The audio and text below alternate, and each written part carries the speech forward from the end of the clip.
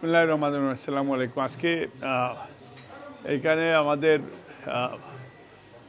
বাংলাদেশ থেকে আসছেন আমাদের স্ট্যান্ডিং কমিটির সদস্য এবং উনি আমাদের নির্যাতিত নেতা ছিলেন, যাকে ডাইনি খুনি হাসিনা এবং ইন্ডিয়ার এবং আয়নাগরের কারিগররা তৎকালীন সময়কার ডিজিএফআই এনএসআই তারা ওনাকে ইন্ডিয়াতে ডাম্প করেছিল।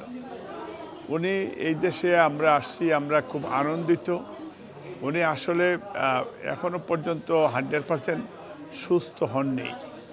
উনি ওনার ফ্যামিলির সাথে একটা দেখা সাক্ষাৎ, কারণ ওনার মেয়ে লন্ডনে থাকে, মেয়ের জামাই লন্ডনে থাকে, কানাডায় আরেকটা সন্তান থাকে। তো ওনারা মূলত ফ্যামিলি ভিজিট এবং সেম টাইমস উনি তো আমাদের প্রাণপ্রিয় নেতা দেশনায়ক তারেক রহমান, উনি লন্ডনে আছেন। তো নিশ্চয়ই ওনাদের সাথে ওনাদের একান্ত সাক্ষাৎ হবে, আলাপ আলোচনা হবে।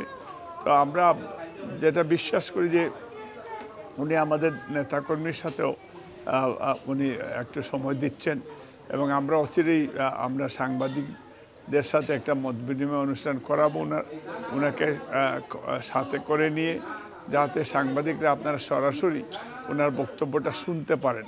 তা আমরা আজকে আমরা মনে করি যে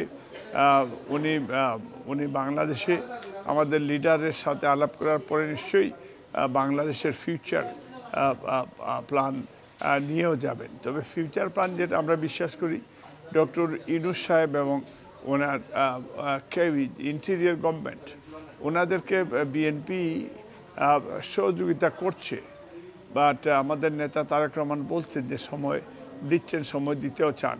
তবে আমরা চাই যে সংস্কারের সাথে সাথে এজ সুন এজ পসিবল বাংলাদেশে আগামী বছর অক্টোবর নভেম্বরের ভিতরেই যদি বাংলাদেশে একটা ফ্রি ফেয়ার ইলেকশন হয়, কারণ ডক্টর ইউনূস সাহেবকে ফেল করার জন্য ইন্ডিয়ানরা এবং স্পেশালি হিন্দুত্ববাদের উত্থান, সেই সম্প্রদায় আমি এই নরেন্দ্র মোদীর এবং ভারতের এরা যাতে ডক্টর ইউনূস সাকসেসফুলি উনি বাংলাদেশের গণতন্ত্র যে পুনঃপ্রতিষ্ঠা না করতে পারেন, ফ্রি ফেয়ার ইলেকশন না করতে পারেন, সেই জন্য তারাও ষড়যন্ত্র করছে।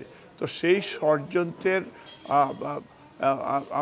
আমরা জানি এবং আমরা টের পেয়েছি, যে কারণে আমরা আমাদের নেতা দেশনায়ক তারেক রহমান, আমাদের দলের নেতাকর্মীরা সবাই বলছে যে যত তাড়াতাড়ি সম্ভব নির্বাচন, কারণ নির্বাচনের জন্যই তো মানে গণতন্ত্র, স্বাধীনতা, সামাজিক মর্যাদা, ন্যায় বিচার এইটা এস্টাবলিশ করার জন্যই তো আমরা যুদ্ধ করেছিলাম।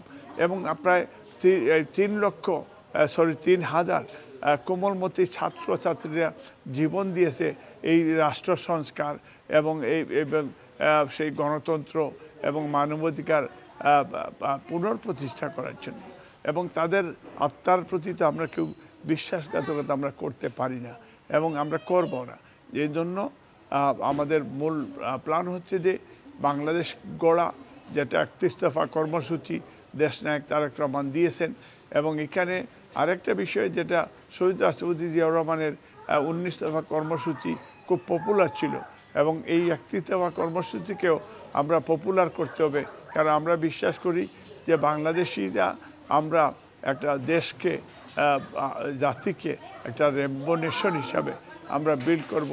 আইনের শাসন, সুপ্রতিষ্ঠিত 31 দফা কর্মসূচি, রাষ্ট্র মেরামতের বিষয়টা এটা নিশ্চিত করা আছে। আপনাদেরকে ধন্যবাদ। মহান আল্লাহ সর্বশক্তিমান